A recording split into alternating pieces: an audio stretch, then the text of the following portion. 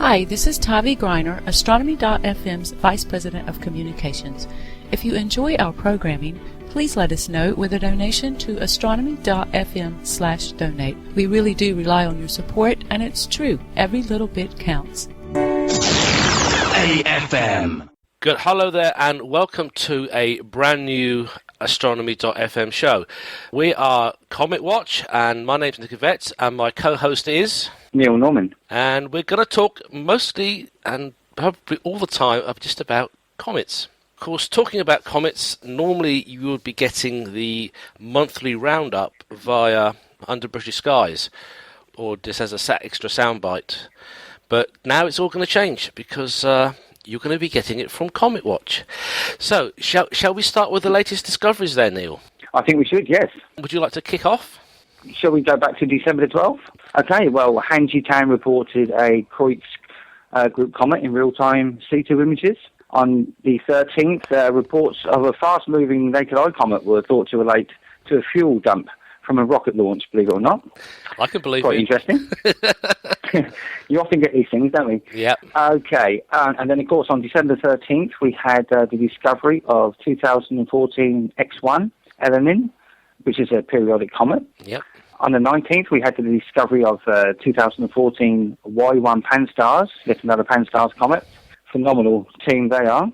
On the 22nd, we had, forgive me for the pronunciation of this because it looks a bit tricky, I think it's Walrus-shaped Boon Clod, reported a Kreutz group comet in real-time C3 images. And on one day later, he reported another one in C2 images. On Christmas Eve, December 24th, we had the recovery of 2004 VR8 periodic comet Lonios, and is now being designated as 2013 V6. Now, on to Christmas Day, we had, forgive the good pronunciation again, this looks a bit tricky, I think it's Zijian Zhu reported a Kreutz group comet in real-time C2 images. On December 30th, was the discovery of 2014 XB8 Pan-STARRS. On the 31st of December was Walrus-shaped Boon Clod. He reported a Maya group comet in real-time C2 images. And then we move forward now to January the 4th of this year. Sergei Shimoutz reported a Kreutz group comet in real-time C2 images, and that is just nothing else has happened since then, Nick. Yep, and of course, since then, of course, we do have our favourite comet of the year blazing away in our skies right now. We certainly do. And I've actually been out to see it. I don't know, you've been out there looking at it with the old Mark 1 eyeball too. Yes, I have. I've been very lucky. I've had 7 observations of it, 7 nights of observations. Last night I had about 6 hours with it, which was absolutely phenomenal. Next up, of course, is the current comet magnitudes as of January the 4th, and the observable region, same date. Of course, top of the list, it has to be Lovejoy 2014 Q2. The stonking great magnitude 4.5, steady, is observable 75 degrees north to 50 degrees south. Best in the evening. Last visual detection is January. Actually, I'm going to say that. It's still January, I suppose, so yeah. And, of course, P15 Finley, 9.5. It's beginning to fade. Observable from 60 degrees north to 35 degrees south. It's an early evening comet. Last observed visually December 2014. Pan-STARRS 2012 K1, magnitude 10.5, fade. 35 degrees north to 50 degrees south. It's an evening object, last seen visually December 2014. Borisov 24R1. Now, it's beginning to fade a little bit. It's gone down to about 11.5. So if you've got a good telescope, you should still be able to get yourself onto this one and have a good look. 35 degrees north to 50 degrees south, and 30 degrees south. Don't get that right. 55 degrees north to 30 degrees south. It's an early morning comet, last visually observed November 2014. Please, if you can get out and observe these comets, please do, and send your information into the British Astronomical Association's Comet Group. They'll only be too pleased to have this. Now, Siding Spring, 2013 A1, magnitude 12, steady, poor elongation from the UK. Now, we have a little bit of news about that, don't we? We certainly do, yes. It was. I had an image sent to me yesterday of it being recovered in the early morning sky. So it's definitely made it safely around the sun. It certainly has. If you can get out there, get your telescopes on it, please do. Now, please do keep in mind, this show goes out all over the world. So most of the information we are giving here is tailored to the UK observers, because we actually use the British Astronomical Association data to do that. So as I say, it's last visually observed November of last year, and we would love to hear more. Ucamedin 2013 V5, 12.5, it's fading, I'm afraid. 50 degrees north to 10 degrees south, early morning, last observed October 2014. I'll let you take the next one, Neil. Oh, well, yes, the classic one. 29p, Schwarzman-Wagman, I would pronounce that, would you? Yeah, that's probably the safest one. I think so. Yes, that's 13th magnitude, question mark, and because it varies, obviously. And it is a poor elongation, unfortunately, and hasn't been detected since October 2014. If you can image these comets anywhere else in the world, please do. Please send your pictures to the BAA. Please put them into the astronomical media. Put them on your Facebook page. Get people engaged. Isn't that right, Neil? Absolutely. The more the merrier. So we got as far as Catalina 2013 yes. US 10. Bright. Absolutely. It's magnitude 13.5. You will need a good telescope. It's not going to be binoculars, but it's 20 degrees north to 30 degrees south, early evening. Again, last visually observed in November 2014. Now, this is definitely an oldie, but it's still steady. It's a poor elongation for us in the UK. It's Pan-STARRS 2012 F3, 13.5 magnitude, question mark on that one. Last visually observed May 2014. I'll let you take the next one. 32p, Comet Solar is magnitude 13.5 and steady, and it's visible from 70 degrees north to 35 degrees south. Visible in the mornings, and was last seen in November of last year. Right, the next one is an old friend, is Linear. 2012 X1, 13.5 magnitude, it's fading, I'm afraid. 15 degrees south to 35 degrees south. I think you really have to be on the south coast. That one's definitely one for our friends, for the likes of Pete Lawrence, Damien Peach. You're probably the best guys to get that one. Borisov, the second one, 2014 Q3, 13.5, again fading. 90 degrees north to 40 degrees north, evening and early morning. Last observed 2014 November. And of course, Pan-STARRS 2014 Q1, 15 magnitude, question mark. Bright, 10 degrees north to 20 degrees south, it's early evening. Nobody's observed it yet from the UK.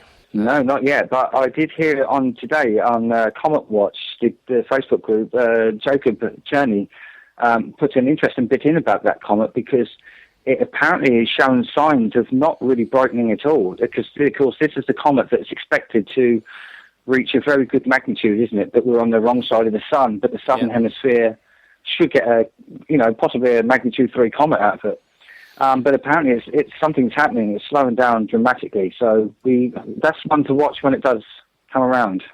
Yeah, and as I say, the best thing to do, there's many good ways to see comets. You can go outside with binoculars if they're that bright. You can use, what should we say, moderate, medium, 3-inch upwards telescope. Certainly a 10-inch Newtonian, you will get some very good results. But do go out and look at them. So, as I say, new show, new year, and let's get out and see these comets. Next thing we're going to discuss, I think, is going to be our old friend Lovejoy, isn't it? For a little bit. It is, yes. That's the topic, isn't it, at the moment? Yeah. And of course, Terry discovered this back in August of 2014 from his observatory in Brisbane. And he's been quite jammy, hasn't he, really, quite recently? Quite a few decent comets. He has. Because don't forget, yes, I mean, in November of last year, he had the 2013 R1, which put on a very good magnitude 4.5, I believe, in November of last year. And it actually outdid ISON for a little while, because nobody could find ISON because it was causing problems. But yes, Terry has been very lucky, and I did communicate with him on the internet, and he did say he very nearly passed this one over as an asteroid. He nearly didn't claim it. Yeah. But it could have been somebody else's. Well, that's the luck of it, really. And to be honest, it is really, I suppose, luck has a big chunk to do with it, particularly if you're an amateur astronomer and you're looking for comets. But That's right, yes. there are ways to do things. You don't just need to have a telescope in the back garden. You can actually do a lot of imaging with comets. You can actually quite possibly even discover a comet just by using a remote telescope. That's right, Nick. That's the sort of thing because you use remote telescopes yourself, don't you? Yeah, and it's good. It's good fun. It's a bit pricey. I freely admit it, but the fun thing is you can set up your imaging runs. You can pick the parts of the sky you want to look at.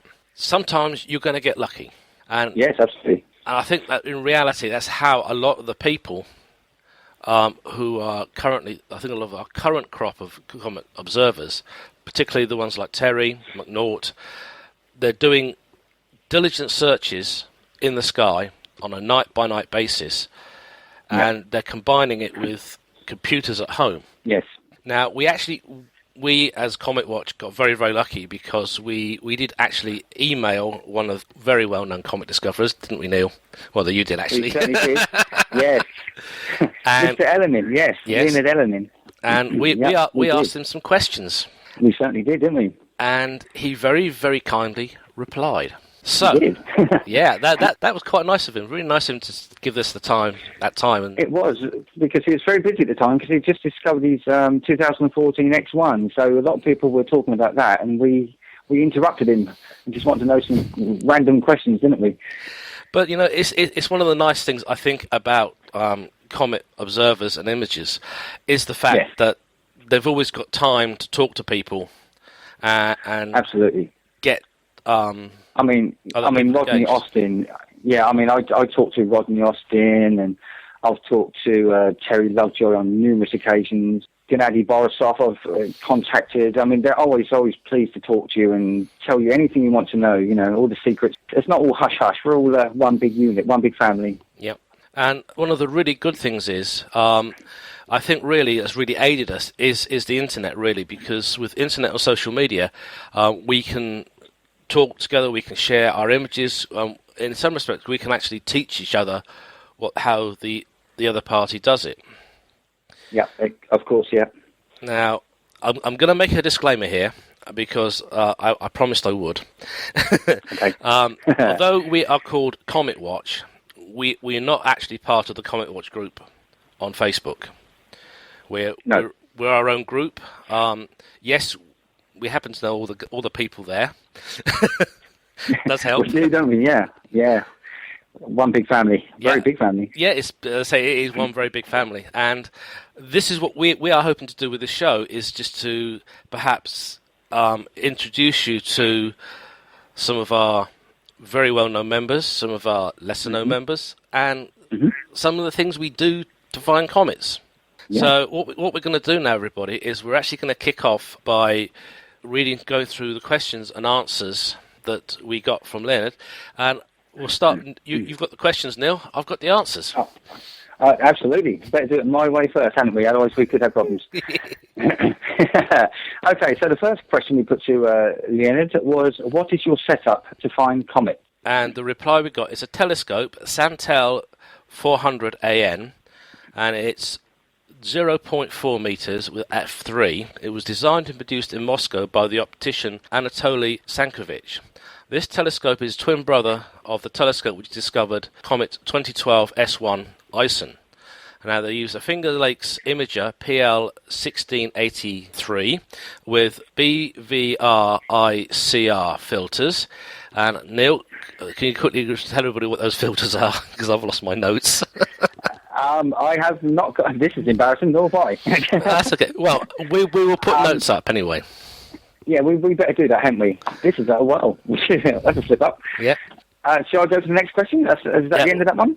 And it says survey work, of course, goes with a clear filter, and the OTA is installed on a mount, the Astrophysics 1600 GTO. Next question. Well, very technical stuff. Okay, then we asked him, how do you do your searches? Every day I plan survey fields for the next night. Telescope working with ACP expert software. All obtained images in real time, sending to Moscow for processing. As imaging processing software, I used the SkySift package, which already works at Tengara, and SONEAR observatories. Oh, dear me. Brilliant stuff, isn't it? This is. Do you have a method for searching, was the next question. I observe areas where big surveys are not working during 4 to 5 days. Unfortunately, my telescope can search objects at very low elongation due to obstruction by pod walls, but I try to find something interesting in the Milky Way. Then we asked, how long have you been searching? The survey program at ISON NM started back in July 2010. Since this time, we sent more than 500,000 measurements of minor planets and comets, received 1,500 plus provisional designations for asteroids, discovered 4 NEAs, 3 comets, and he cites them as being C2010X1, P2011N01, and P2014X1. Then we asked, do you focus on the ecliptic primarily? Of course, ecliptic and anti-solar point is the best place for search. However, other telescopes already observed it, therefore I need to move to higher ecliptic latitudes or working inside the Milky Way. And then we asked his favourite observatory. In case of surveys of minor planets, pan-stars, if we talk about amateurs, good results shows Tangera, Sonar, Okamedian observatories, and of course ISON, New Mexico. And then we asked him his suggestions for those just starting out looking for comets. The best way to discover a comet, search in twilight zones of the sky. However, you still need a good telescope with a large field of view. Visual discovery practically not real at current time. And then we asked him your thoughts on the big sky surveys finding most of the comets, and have they ever beaten you to a discovery? Mainly, big surveys not working in Milky Way. Pan-stars time to time cover these areas, but many interesting objects may be lurking. We, owners of small telescopes, need to do something challenging to make our discovery. However, in the near future, this will be more difficult. And next we asked, do you listen to music whilst observing? No. Or maybe I should say niet. Niet, that's correct. Yes, that's the best way to say it. And then we asked him one final question, and that is, of course, going to be about Rosetta. So we asked him, what are your thoughts on the Rosetta mission so far, and your hopes for the future of the mission? I think what Rosetta is amazing and a successful mission.